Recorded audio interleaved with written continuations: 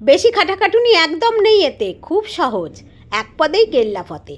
দেখুন, দারুণ সুস্বাদু খেতে। কিভাবে তৈরি করব চলুন দেখিয়ে দিচ্ছি, খুব সহজ। প্রথমে আমি মটর ডালটা আদা শুকনো লঙ্কা দিয়ে বেটে নিয়েছি, আর ফুলকপির ফুলগুলো এভাবে গ্রেটারে একটু গ্রেট করে নিয়েছি।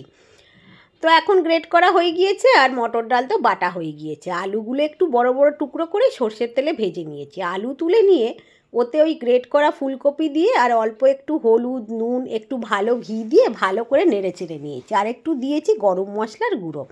ব্যাস, ফুলকপি রেডি। পুরটা এবার আমি ওই মটর ডালের মধ্যে ওটা ভালো করে মিশিয়ে দেবো। অল্প একটু নুন দিলাম, ডালে তো নুন দিইনি আগে। তো এখন এটার থেকে একটু বড়া তৈরি করে নিচ্ছি। এরকম করে কিন্তু ধোঁকাও করতে পারবেন, খুব ভালো খেতে হয়।